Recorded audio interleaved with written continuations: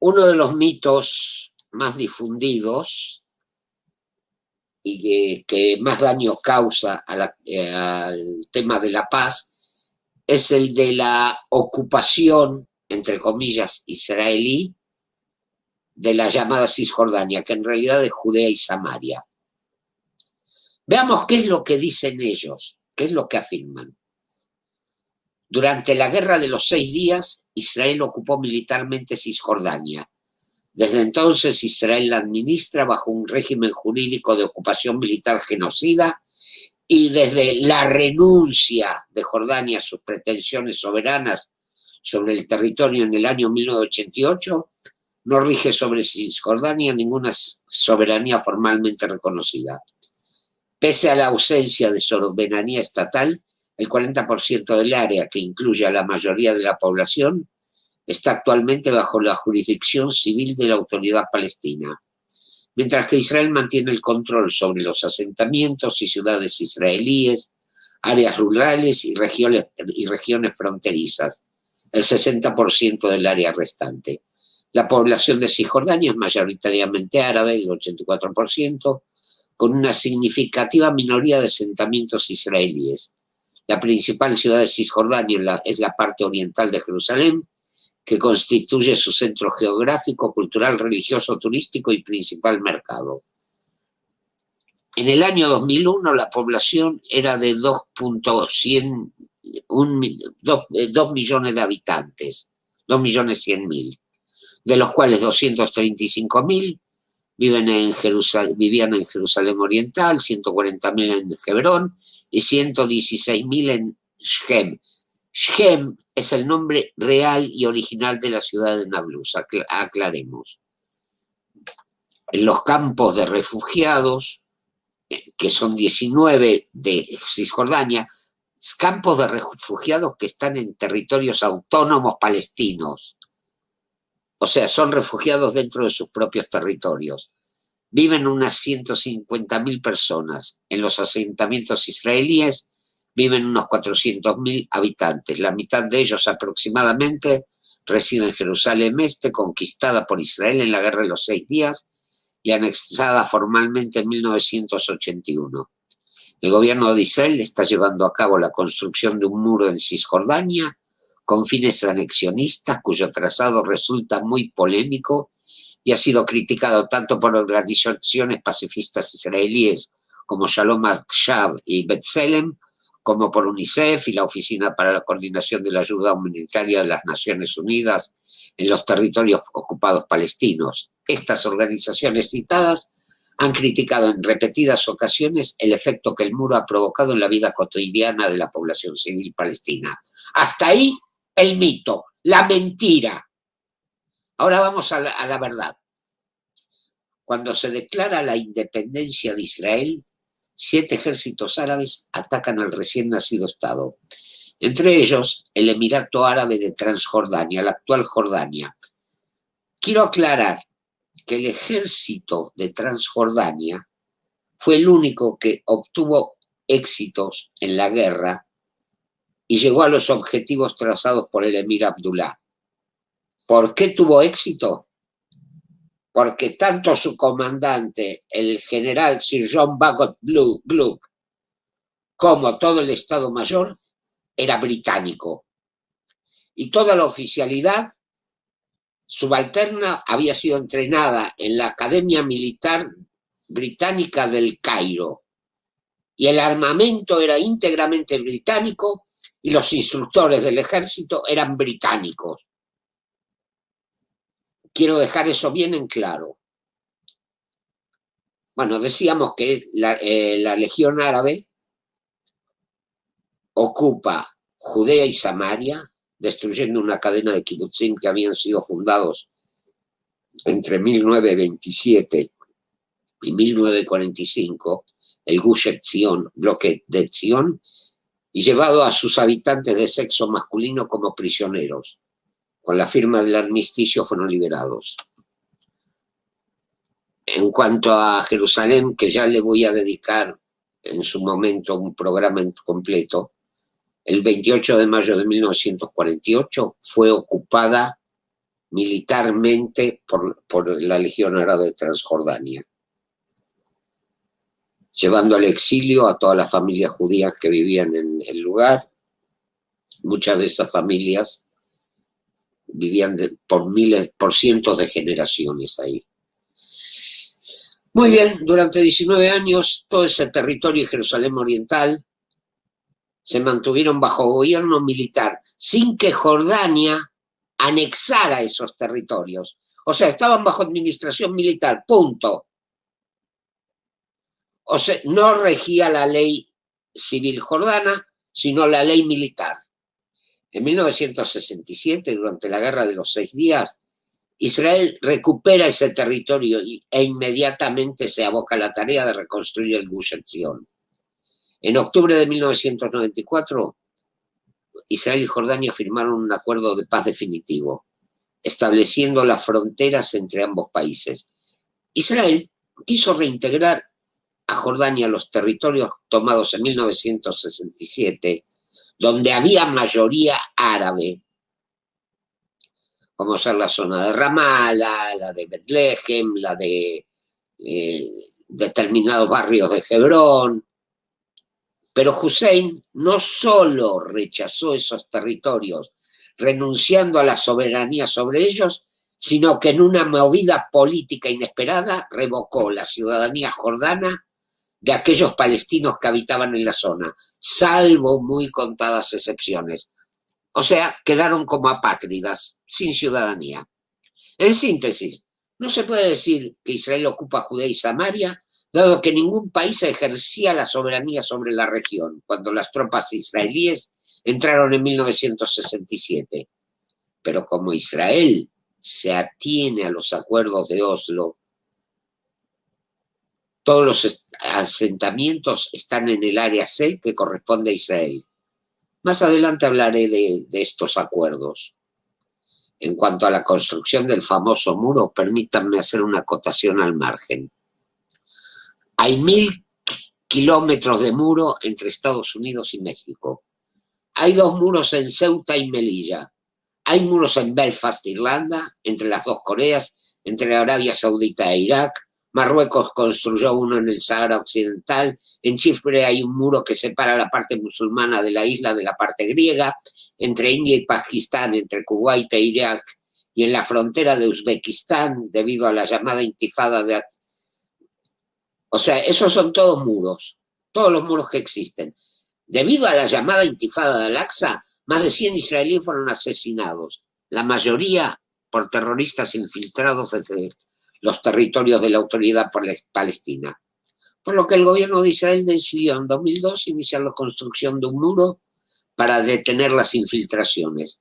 Consiste en un sistema de vallas y alambradas a lo largo de aproximadamente el 90% de su trazado, y en el 10% restante adopta la forma de un muro de hormigón prefabricado de hasta 7 metros de altura, creado con módulos individuales, dispuestos uno al lado de otro e intercalados a cierto intervalo con torretas para el control militar. Las partes de hormigón fueron erigidas para impedir ataques desde los edificios del lado palestino contra los vehículos que circulan en el lado israelí. Una vez que el proyecto se haya completado, la parte de hormigón será de un 6%, unos 30 kilómetros.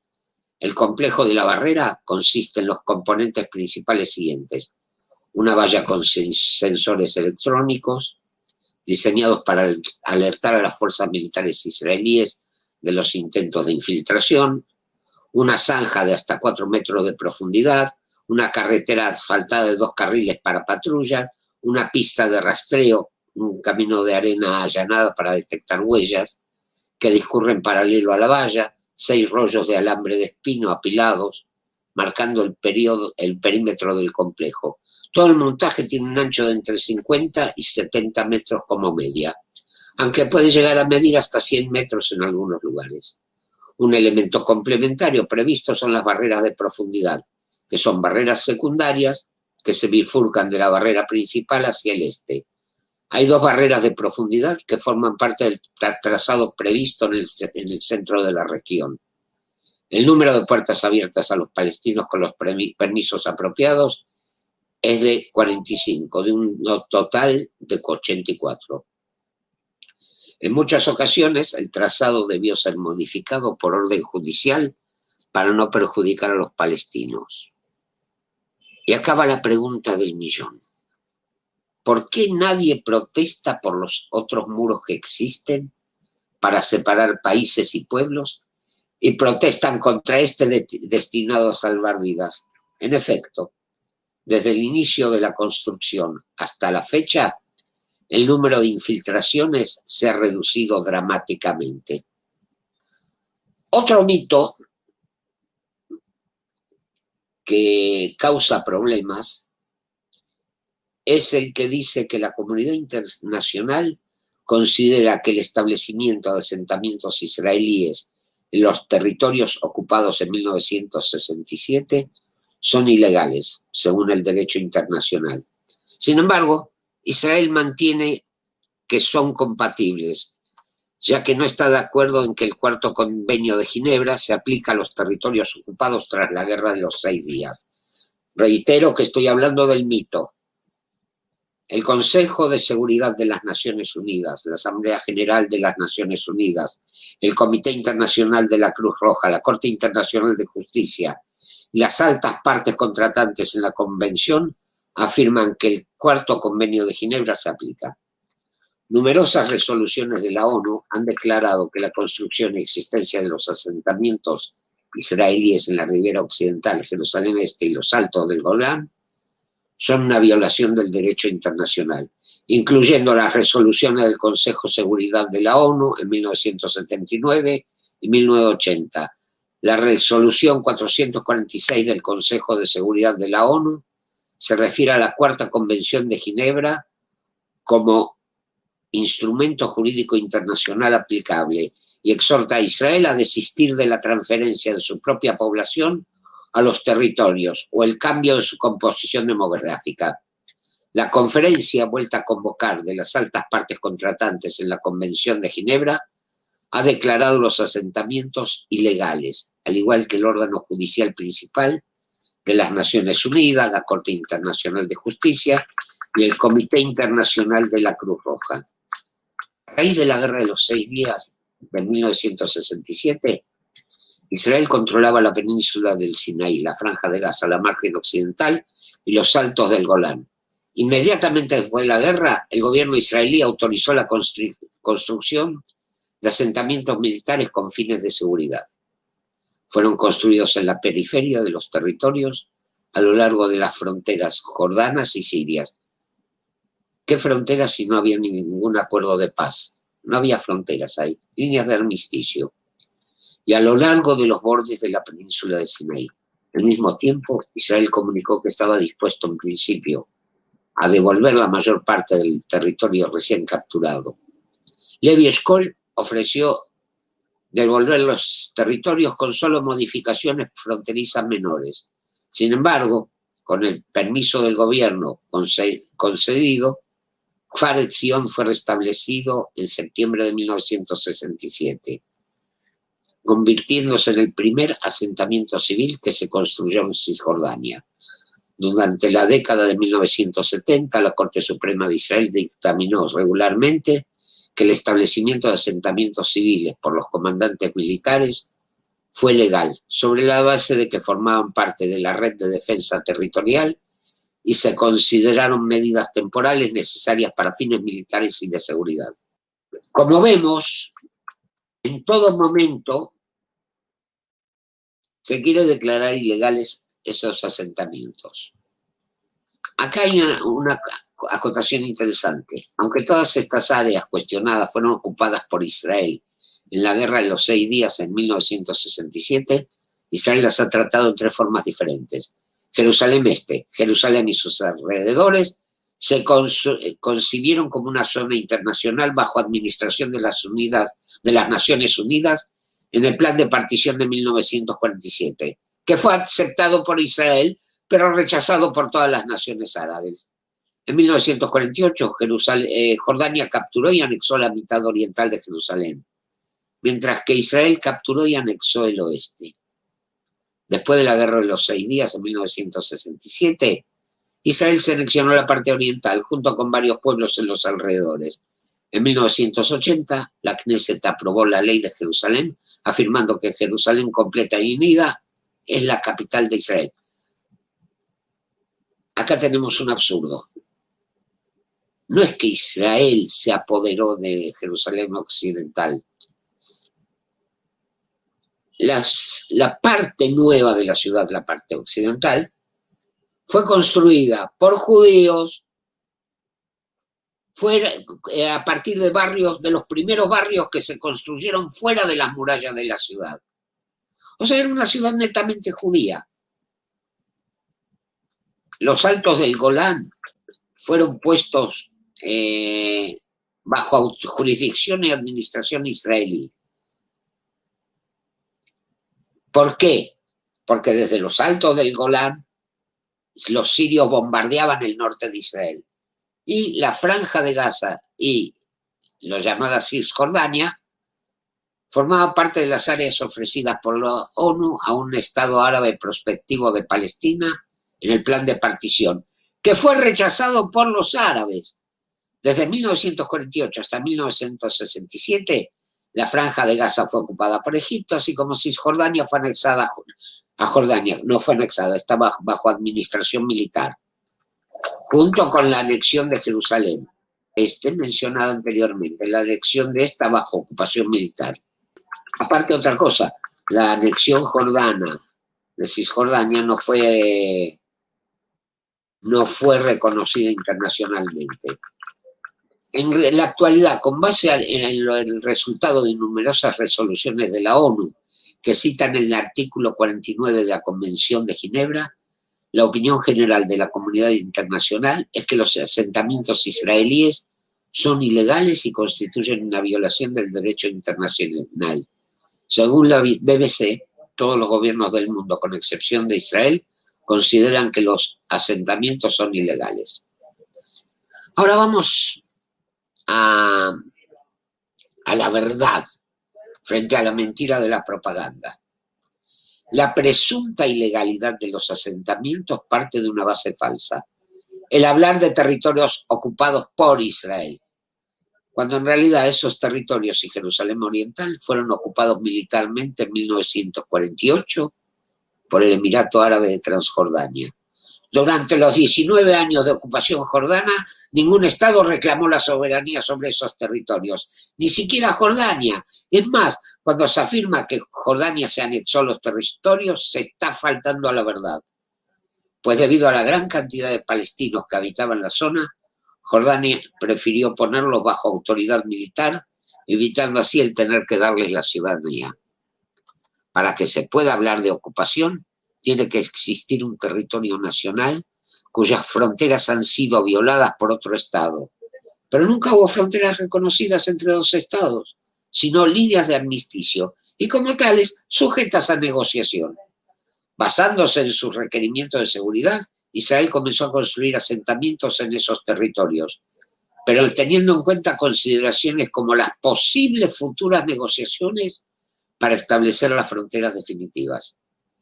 En 1994, Israel y Jordania firman un acuerdo de paz, poniendo así fin a la guerra entre las dos naciones y estableciendo los límites entre las mismas.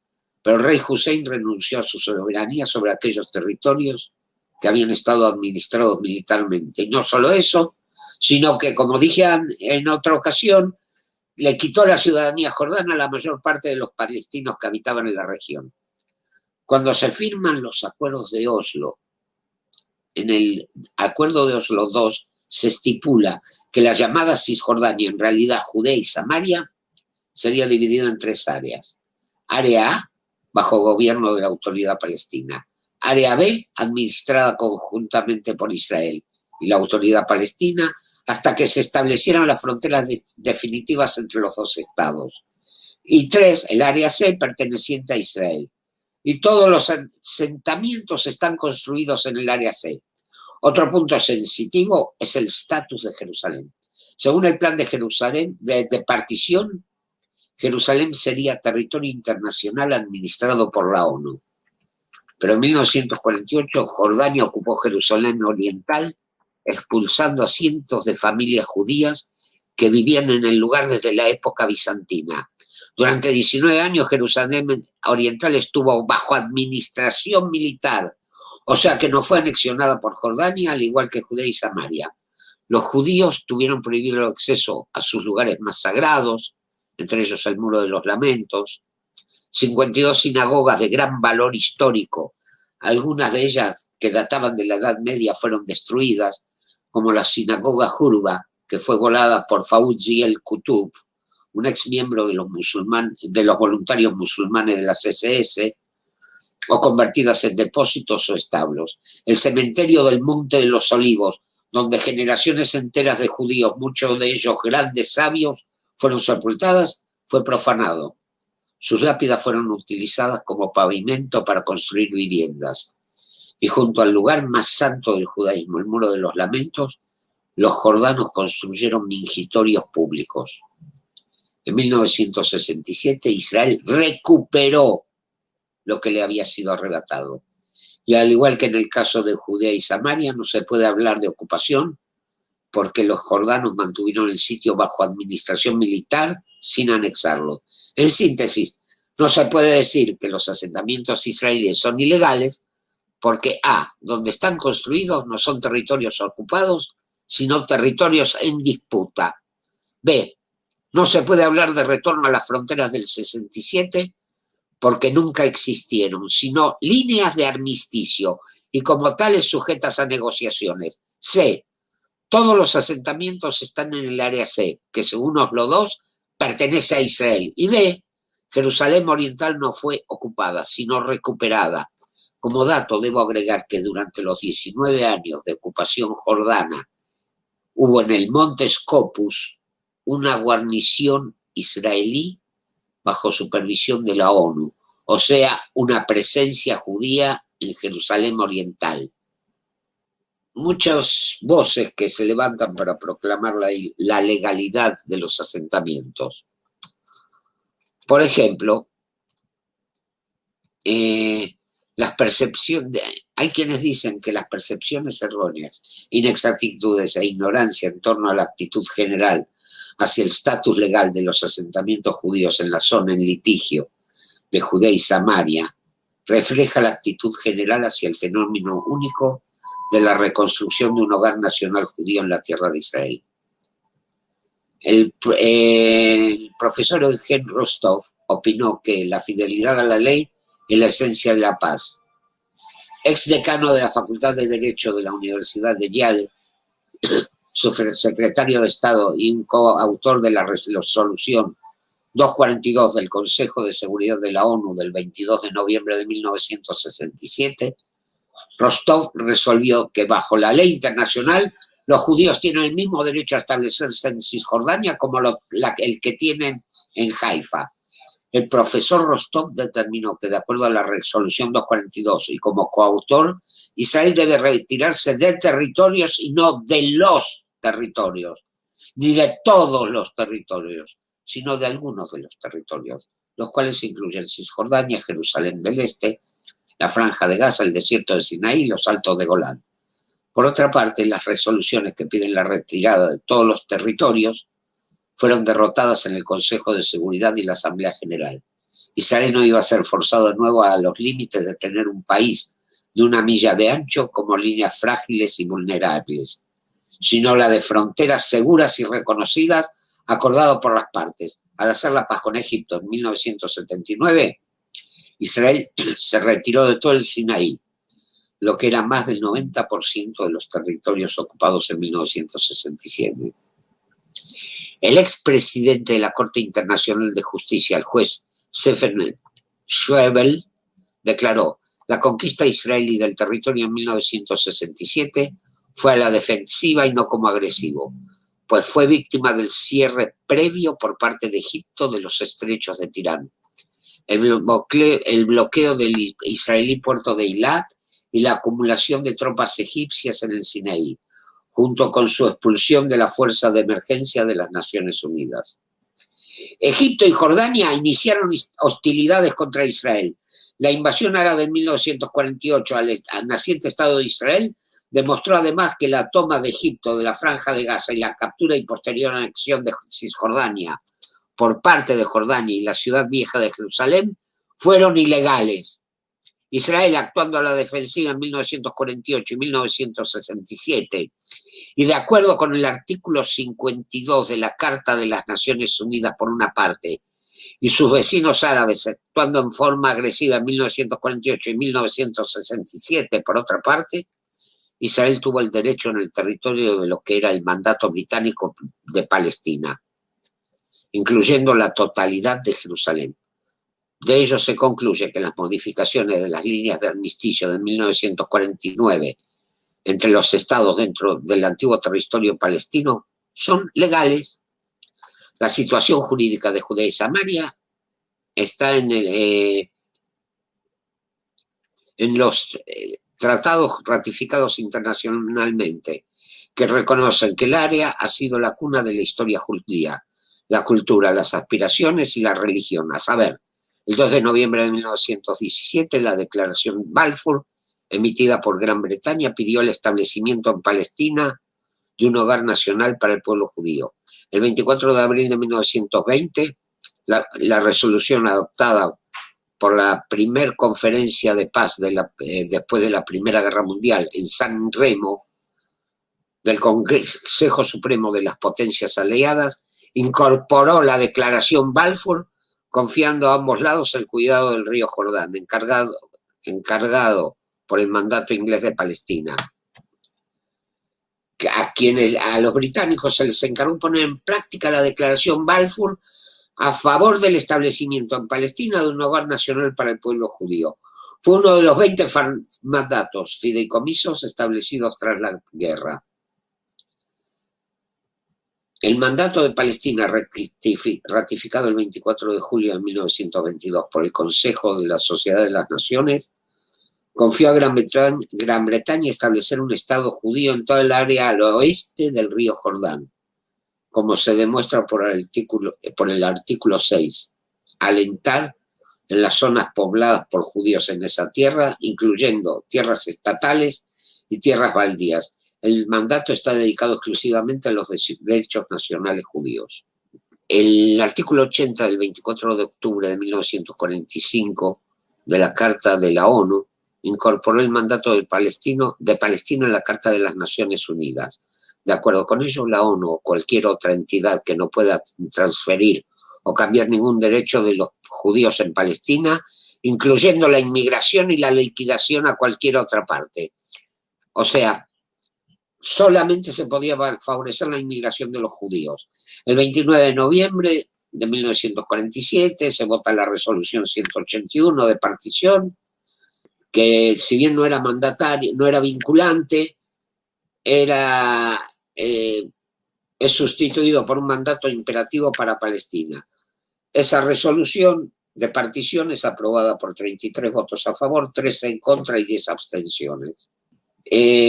Los acuerdos de armisticio entre Israel y sus vecinos delinean las líneas de alto el fuego de 1967 sin ratificar ningún límite.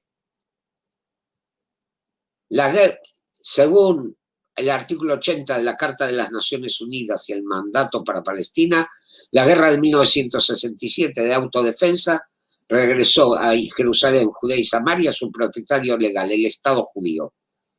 Legal y geoestratégicamente, las reglas de la ocupación beligerante no se aplican a la presencia de Israel en Judea y Samaria, ya que la zona no es territorio extranjero, y Jordania no tiene un título legítimo sobre el área en 1967. Además, las reglas de la ocupación beligerante no se aplican a la luz del Tratado de Paz de 1994 entre Israel y Jordania. Como vemos, tratar de ilegales los asentamientos es una mentira. Como dijo un jurista, Israel tiene tanto derecho a Judea y Samaria y los asentamientos son tan legales en Judea y Samaria como son legales las viviendas judías en Haifa.